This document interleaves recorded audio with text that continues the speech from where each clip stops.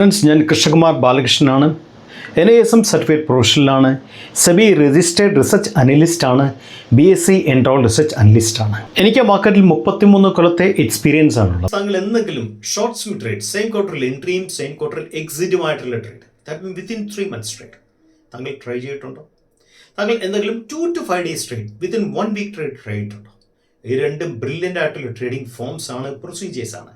താങ്കളുടെ അത് പഠിക്കാൻ താല്പര്യമുണ്ടെങ്കിൽ, ദാറ്റ് മീൻസ് ഇതിൻ്റെ അകത്ത് ബേസിക് ഫണ്ട് വരും, അഡ്വാൻസ് ഫണ്ട് അനാലിസിസ് വരും, അതുപോലെ തന്നെ പ്രൈസ് ആക്ഷൻ ബേസ്ഡ് ആയിട്ടുള്ള complete entry exit, market analysis including macro analysis ആണ് നമ്മൾ പഠിക്കുന്നത്. താങ്കൾ ഇത് പഠിക്കാൻ താല്പര്യമുണ്ടെങ്കിൽ എൻ്റെ അടുത്ത ബാച്ചിൽ ജോയിൻ ചെയ്യാവുന്നതാണ്. താങ്കൾക്ക് മെയിൽ അയക്കാം.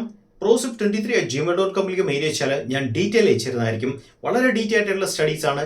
25 സെഷൻസ് ആണ് നമ്മൾ പ്ലാൻ ചെയ്യുന്നത്.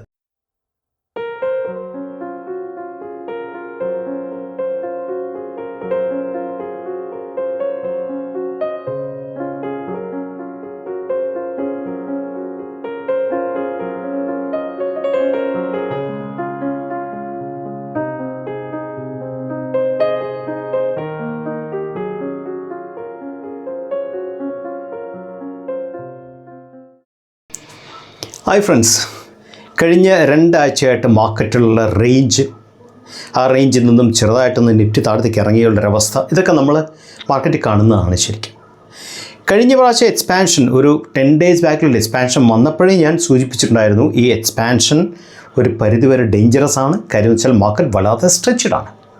മാർക്കറ്റ് സ്ട്രെച്ചാണെന്ന് നമ്മളെങ്ങനെയാണ് മനസ്സിലാക്കുന്നത്? മാർക്കറ്റ് ക്യാപ് ടു GDP എന്ന് പറയുന്ന ഒരു ഫിനാൻഷ്യൽ റേഷ്യോ ഉണ്ട്.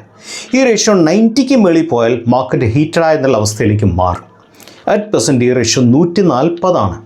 150 പറയുമ്പോൾ എന്തുമാത്രം ഹീറ്റഡ് മാർക്കറ്റിലാണ് നമ്മൾ നിൽക്കുന്നതെന്നുള്ളതാണ് നമ്മൾ ആദ്യം മനസ്സിലാക്കേണ്ട കാര്യം. ഇതിനോടൊപ്പം തന്നെ മനസ്സിലാക്കേണ്ട വേറൊരു കാര്യം കൂടെ. നമ്മൾ എന്താണ് മാർക്കറ്റ് കാണുന്നത്? കഴിഞ്ഞ 10 ദിവസമായിട്ട് മാർക്കറ്റ് 2 ടൈപ്പ് സെക്ടേഴ്സ് ഉള്ളത്. ഒന്ന് ഡിഫെൻസീവും, രണ്ടാമത്തെ അഗ്രസീവും സെക്ടേഴ്സാണ് മാർക്കറ്റിലുള്ളത്. ഡിഫെൻസീവ് സെക്ടേഴ്സ് വരുന്നതാണ് FMCG ആണെങ്കിലും ഫാമയൊക്കെ ബേസിക്കലി ഡിഫെൻസീവ് സെക്ടേഴ്സ് വരുന്നതാണ്.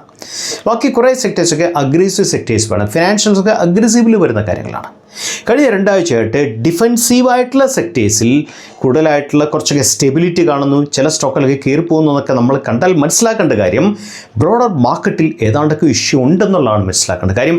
ആൾക്കാർ എപ്പോഴും അഗ്രസീവ് സെക്ടേഴ്സിലാണ് ഇൻവെസ്റ്റ് ചെയ്യാൻ താല്പര്യപ്പെടുന്നത്. കാര്യം എന്താ? അഗ്രസീവ് സെക്ടേഴ്സിൽ റൈറ്റ് ഇൻവെസ്റ്റ്മെൻറ്റ് ആണെങ്കിൽ കുറേ കൂടെ ഷോർട്ടർ ടൈമിൽ അവർക്ക് ബെറ്റർ റിട്ടേൺ അവർ പ്രതീക്ഷിച്ചാണ് അഗ്രസീവ് സെക്ടറിൽ ആൾക്കാർ പൈസ ഇൻവെസ്റ്റ് ചെയ്യുന്നത്. അവിടെ നിന്ന് മാറി പൈസ സ്മാർട്ട് മണി ഡിഫെൻസീവിലേക്ക് വരികയാണെന്ന് വെച്ചാൽ മനസ്സിലാക്കേണ്ട കാര്യം, ബ്രോഡർ മാർക്കറ്റിൽ എന്തോ ഇഷ്യൂ ഉണ്ട്. ആൾക്കാർ തൽക്കാലം ആ ഇഷ്യൂ, ബ്രോഡർ മാർക്കറ്റിലെ കൺഫ്യൂഷൻ ക്രൂസ് ചെയ്യുന്ന വരെ അവരുടെ ഫണ്ട് ഡിഫെൻസീവിൽ പാർക്ക് ചെയ്ത് വേണം മനസ്സിലാക്കാനായിട്ട്. ഒരു രീതിയിൽ ഇങ്ങനെ മനസ്സിലാക്കാൻ നമുക്ക് തീർച്ചയായും സാധിക്കും. അതെങ്ങനെ മനസ്സിലാക്കുക എന്നുള്ളത് ഓരോ ആൾക്കാർ വ്യക്തിപരമായിട്ടുള്ള നോളജിനെയും സ്കില്ലിനെയും ഡിപ്പെൻഡ് ചെയ്തിരിക്കും. സോ അതാണ് എടുത്തു പറയേണ്ട രണ്ടാമത്തെ കാര്യം. So market cap GDP ratio എന്നുള്ള 140 ആയി കഴിഞ്ഞു. ഡിഫെൻസീവ് സെക്ടേഴ്സിൽ മൂവ്മെൻറ്റ് എന്ന് പറയുമ്പോൾ മനസ്സിലാക്കേണ്ട കാര്യം, അഗ്രസീവ് സെക്ടേഴ്സൊക്കെ ബാക്കിലേക്ക് പോയെന്ന് മനസ്സിലാക്കണം. അങ്ങനത്തെ ഒരു അവസ്ഥയിൽ മാർക്കറ്റ്, ഞാൻ പറഞ്ഞല്ലോ, ഓവർ ഹീറ്റഡ് മാർക്കറ്റാണ്. കാര്യം കഴിഞ്ഞ 3-4 മാസം മാർക്കറ്റിന് കൊടുത്ത സപ്പോർട്ട് ഈ വരാൻ പോകുന്ന റിസൾട്ടിലെ EPSൽ, അത് ക്വാളിറ്റി ഓഫ് EPSൽ പ്രതിഫലിച്ചില്ലെങ്കിൽ തീർച്ചയായും മാർക്കറ്റിൽ ധാരാളം സെക്ടേഴ്സും ധാരാളം സ്റ്റോക്സും സത്യത്തിൽ ഓവർ സ്ട്രെച്ചഡും ഓവർ വാല്യൂഡുമാണ് ശരിക്കും. സോ അതുകൊണ്ട് തന്നെ മാർക്കറ്റിൻ്റെ അകത്ത് വീണ്ടും ഒരു കറക്ഷനൊക്കെ വരുവാണെങ്കിൽ നോ പഠിക്കാൻ പ്രെഡിക്റ്റ് വരുമോ ഇല്ലെന്ന് ആർക്കും പ്രെഡിക്റ്റ് ചെയ്യാൻ സാധിക്കത്തില്ല. പക്ഷേ നമുക്ക് പല സയൻസ് കൊണ്ട് നമുക്ക് കരുതിയിരിക്കാം, നമുക്ക് നമ്മുടെ ഇൻവെസ്റ്റ്മെൻറ്റ് എപ്പോഴും കരുതിയിരിക്കുക എന്നുള്ള ഒരു കാര്യം മാത്രമേ നമുക്ക് ശ്രദ്ധിക്കാനുള്ളൂ.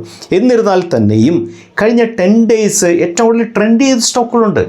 പല സ്റ്റോക്കുകളും കഴിഞ്ഞ 10 daysനുള്ളിൽ 90-100% കൊടുത്ത സ്റ്റോക്കുകളുണ്ട്. പല സ്റ്റോക്കുകളും 60-70% കൊടുത്ത സ്റ്റോക്കുകളുണ്ട്. സൈക്ലിക്കലായിട്ട് എന്ന് വെച്ചാൽ Q4 സൈക്ലിക്കലായിട്ട് Q1 സൈക്ലിക്കാലിറ്റിയുടെ ബെസ്റ്റിലേക്ക് നീങ്ങുന്ന പല സ്റ്റോക്കുകളിലും നല്ല ബൈ വന്നിട്ടുണ്ട് കഴിഞ്ഞ 10 days ആയിട്ട്, റിസൾട്ട് വരുന്നതിന് മുമ്പ് തന്നെ. Q1 Q2 സൈക്ലിക്കലി ഹൈ ആയിട്ടുള്ള സ്റ്റോക്കുകൾ, that means Q3 Q4 week ആയിട്ടുള്ള സ്റ്റോക്കുകൾ, ആ പല സ്റ്റോക്കുകളിലും സൈക്ലിക്കാലിറ്റിയുടെ ബേസിൽ നല്ല ട്രെൻഡ് ഓൾറെഡി സ്റ്റാർട്ട് ചെയ്തിട്ടുണ്ട്. അപ്പം ശ്രദ്ധിക്കേണ്ട കാര്യം, മാർക്കറ്റ് എപ്പോഴും സ്ട്രെച്ച് ചെയ്ത് പോയി എന്ന് വെച്ച് എല്ലാ സ്റ്റോക്കും സ്ട്രെച്ച് ചെയ്യുന്നുള്ള അവസ്ഥയെ നമുക്ക് എടുക്കാൻ സാധിക്കത്തില്ല. പല സ്റ്റോക്കുകളും സ്ട്രെച്ചഡ് മാർക്കറ്റിലും നല്ല റിട്ടേൺ തരുന്ന പല സ്റ്റോക്കുകളും ഉണ്ട്. അത് ബേസിക്കലി സൈക്ലിക്കാലിറ്റിയുടെ പുറത്തും ശരിക്കും പറഞ്ഞാൽ മാർജിൻ ഓഫ് സേഫ്റ്റിയുടെ പുറത്തും ഒക്കെ കയറി പോകുന്ന ധാരാളം സ്റ്റോക്കുകളുണ്ട്.